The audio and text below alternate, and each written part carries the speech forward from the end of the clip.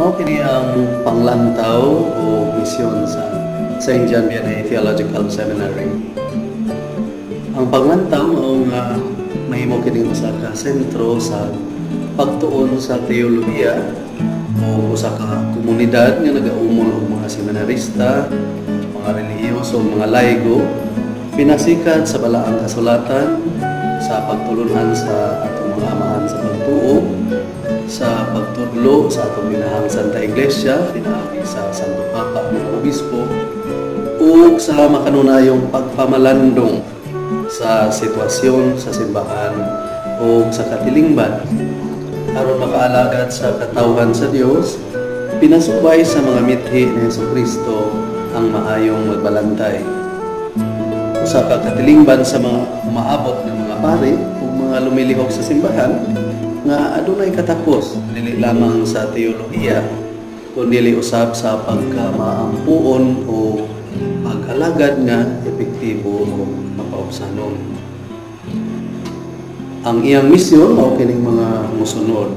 Una, ang pag-umol sa mga seminarista ngadto sa pagkapari sa pamaagi nga naglangkob sa gitawag nato upat ka mga haligi sa formasyon sa pagkapari nga mao ang dimensyong espiritual, tawhanon, intelektual o pastoral. Ikaduha, tumong usab niini ang pag-umol sa mga relihiyoso o mga laygo alang sa nagkalain-laing matang sa pag-alaga sa simbahan. Ang St. John Vianney Theological Seminary adunay gitawag og Graduate Theology Program nga nag-umol usab sa mga laygo o mga relihiyoso. Ikatulo, mao ang pagpalambo sa katakos sa pag-teolohiya o pagpamalandong sa atong relasyon sa Dios, pinaagi sa mga pagtuon, pagsulat o pagpublikar sa mga pagtuon. Ikaupat, mao ang pagpabiling matinud-anon, faithful sa tradisyong Katoliko Romano. Ang ikalima, mao ang pagpalambo sa inkulturasyon o sa pagtuo o justisya. Ang pagpalambo sa dialogo tali sa mga relihiyon, ilabi na tali sa mga Kristiyano, Muslim o lumad. O sa katapusan, ang pagpalambo sa katapos sa mga laygo o sa ilang papel isip magbubulig sa mga namulo sa simbahan.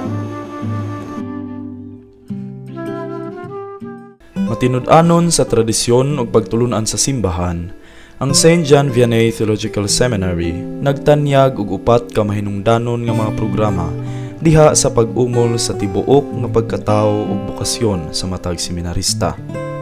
Diri sa seminaryo, ang usa sa mga gitagaan ug pagtagad ilabi na sa niaging tulo ka tuig kaning gitawag nato nga human formation. Unsa man ni siya? Sa pulong lamang human, kani nagpasabot nga atong giila, nga atong mga seminarista na ginahanglan og pag-umol nga moila nga sila tawo. Tawo nga dunay pagbati, tawo nga dunay panginahanglan nga mosulod og mga relasyon. Kay ang pagkapari mahitungod man sa pakigrelasyon, mahitungod man sa pagkikigala, mahitungod man sa pag-alagad. Kung dili kini mahitabo, kung dili ka makikuban sa imong isig katawo.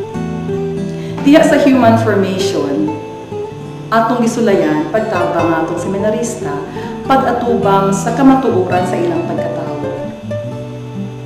Gitahod ang ilang mga pagbati, gitahod ang ilang mga pangandoy.